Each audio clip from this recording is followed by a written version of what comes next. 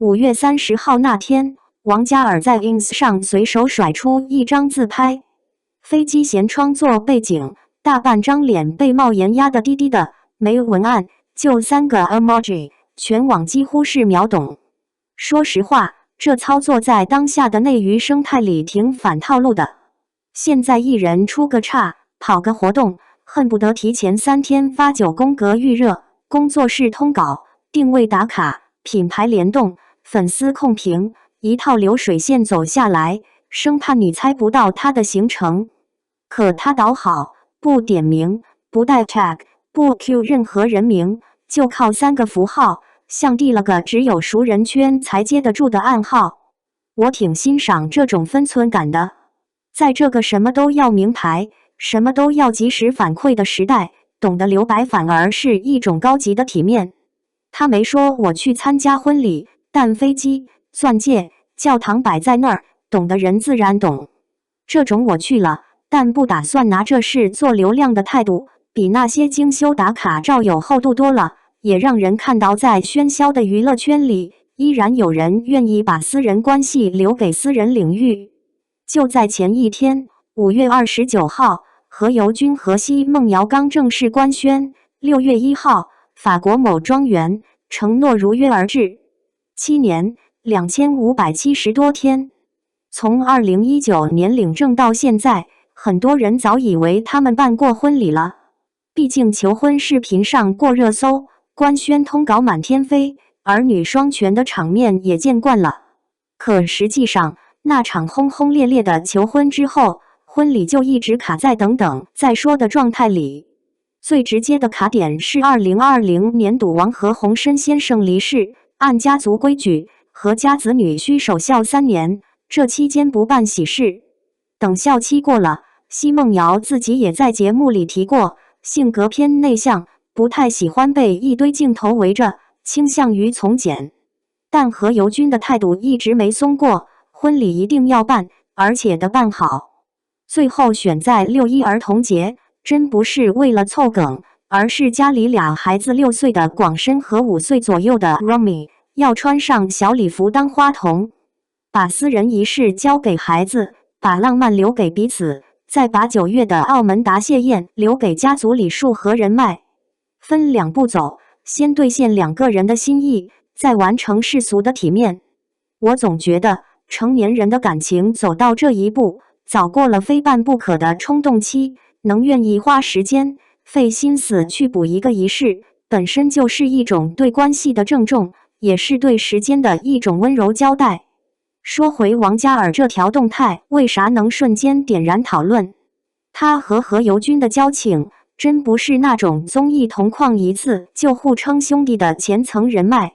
俩人2018年录《王者出击》认识，年纪相仿，背景也有微妙的共振，一个在豪门光环下摸索电竞创业，一个在顶流身份里死磕独立厂牌和音乐主权。一来二去，玩到了一块儿。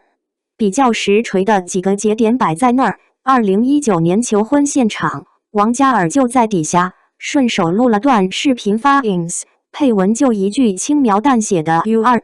too sweet， 没有夸张的起哄，没有我兄弟终于幸福了的演技式激动，就是一个在场者觉得这事儿挺好，替你们高兴。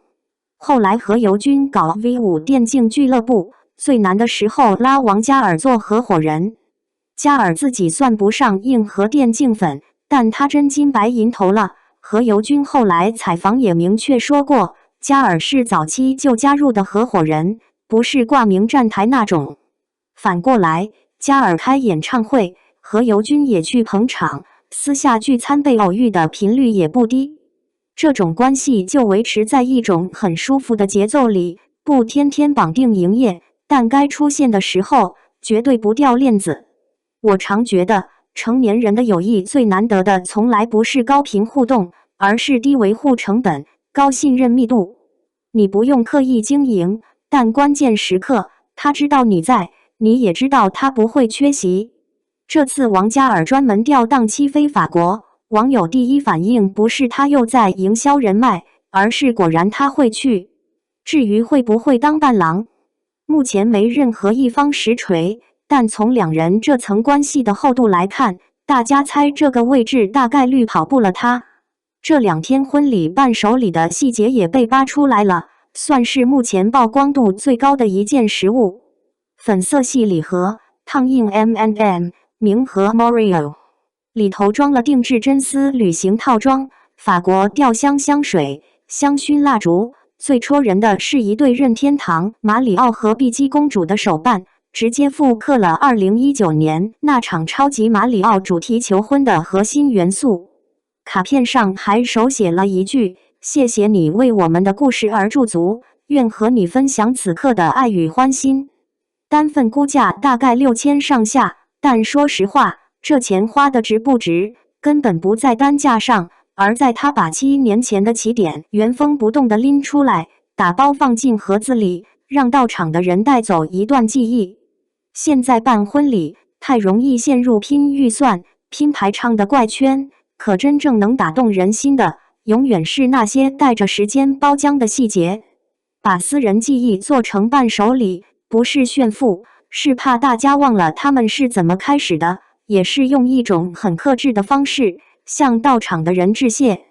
王嘉尔那条动态底下有条评论写得特别朴素，也特别准。有些人就是你不说，全世界也知道他一定会去。他没回。发完3个表情就登机了。舷窗外是云层，舷窗内是他自己，帽子压得低低的，像是把外界的喧嚣都隔在了机舱外面。我挺感慨的，在娱乐圈这个靠存在感吃饭的圈子里，敢于缺席是在场的人其实不多。很多人怕被忽略，所以拼命刷脸、抢镜头、造话题，但真正有底气的人反而知道什么时候该隐身，什么时候该安静地站在后面。这次法国庄园的仪式不会有直播镜头，不会有红毯机位，也不会有某某明星惊艳亮相的通稿位，没有这些，反倒干净。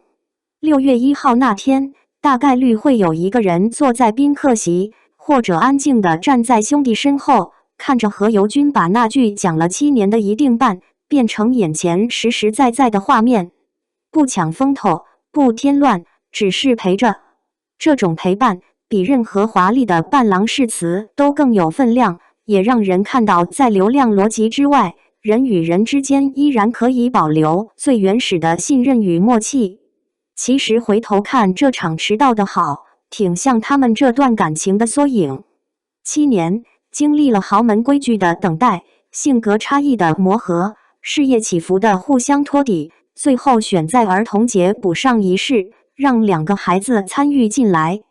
没有赶热度，没有蹭流量，就是2个人在各自跑完一段长路后，愿意停下来，好好把当初的承诺兑现。